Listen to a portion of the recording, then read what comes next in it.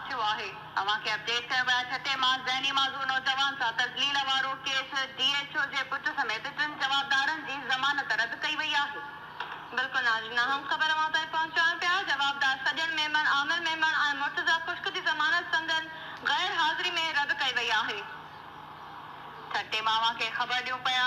ज़हनी माज़ूर नौजवान सां तज़लील वारे केस बाबति तव्हांखे ॿुधायो पिया। DHO जे पुट समेत 3 जवाबदारनि जी ज़मानत रद्द कई वई आहे। अहम ख़बर अवां ताईं पहुचायूं पिया नाज़रीन। छठे वेझो तज़लील जो निशानो बणायल ज़हनी माज़ूर नौजवान सां ज़्यादती जी कोशिश जो बि इंकशाफ थियो आहे। पुलिस जो वधीक चवणु आहे त वाक़े में DHO जी सरकारी नंबर प्लेट वारी गाॾी इस्तेमालु थियण जो बि इंकशाफ थियो आहे। अपडेट वठंदासीं। असां सां टेलीफोन लाइन ते मौजूद आहे KTN न्यूज़ रिपोर्टर महबूब रोही। जी महबूब, वधीक अपडेट कजो।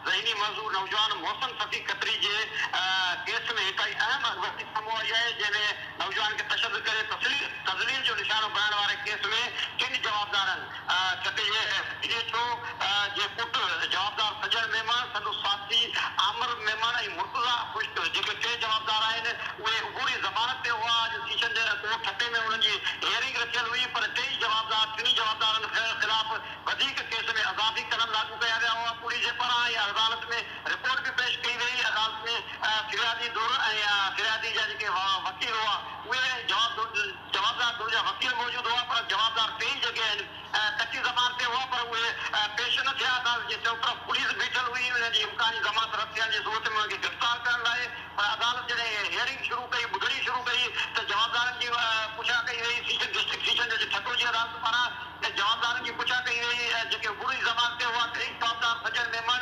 आमिर मेमन ऐं मुर्तज़ा खुश्क टिनी जी गैर मौजूदगी पेश न थियण ते अदालत संदन ज़मानत जेका रद्द करे छॾी आहे। संदन गैर मौजूदगी में ज़मानत रद्द थियण खां पोइ पुलिस जेका आहे ॿाहिर बि मौजूद आहे ऐं मुख़्तलिफ़ हंधनि ते छापा हया पिया वञनि, पर छाकाणि जो 3 जवाबदार अदालत में पेश न थिया आहिनि ऐं ॿुधायो वञे थो त 3 जवाबदार छठे खां फ़रार थी विया आहिनि। उन्हनि जे वारसनि जी, छाकाणि जो बहादुर माण्हुनि जा पुट आहिनि ऐं उन्हनि जे लाइ कोशिशूं कयूं पियूं वञनि त आला अदलिया खां, हाई कोर्ट खां या ॿियनि अदालतनि खां उनजी ज़मानत कराइजे, पर सेशन जज छठे बाज़ाब्ता तौर ते उन्हनि जी ज़मानत जेका उबूरी हुई उहा रद्द करे छॾी आहे। हिन केस में 2 जवाबदार जेके अॻु में नईम जोकियो ऐं ज़ाहिद कुड़ाई गिरफ़्तार थियल आहिनि। हिन में 5 जवाबदार केस में नामज़द थियल आहिनि, जंहिंमें पुलिस जांच दौरान जेके अॼु सुबुह वधीक जेके अहम इंकशाफ साम्हूं आया आहिनि।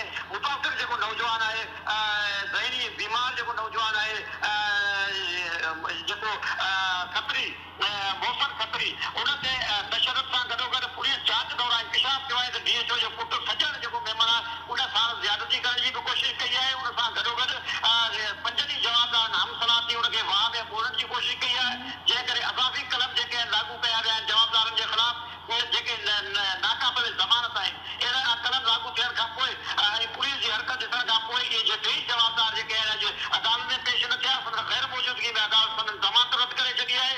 जॾहिं त पुलिस जी हिकु तरफ़ हिकु नफ़री जेका आहे अदालत में मौजूद आहे, त ॿी नफ़री जेका आहे छठे शहर में संदन गिरफ़्तारी लाइ छापा हणी रही आहे, पर ज़रियनि मौजूद 3 जेके जवाबदार आहिनि उहे फ़रार थी विया आहिनि ऐं उन्हनि जे पारां जेके छठे खां आउट उनजे वञण जा बि इहे इम्कान आहिनि, इतला आहिनि, जंहिं करे मुख़्तलिफ़ जेके फ़रार थियण जा रस्ता आहिनि उन्हनि ते बि नाकाबंदी कई वई आहे। हीअ त हाई प्रोफाइल केस थी वियो आहे, जंहिंमें मज़ूर नौजवान मोहसिन सफ़ी खत्री जी जांच दौरान अहम अॻुवाई साम्हूं आई आहे, जंहिं केस में वधीक अज़ाफ़ी कलम लागू थियण खां पोइ पुलिस बि हरकत में अची वई आहे ऐं छठे जी अदालत टिनी जेके उबूरी ज़मानत ते जवाबदार हुआ बहादुर चुड़वा क़िस्म जा उबाश नौजवान, उन्हनि जी ज़मानत रद्द करे छॾी आहे। जी महबूब रोही, अपडेट करण लाइ अवां जी महिरबानी।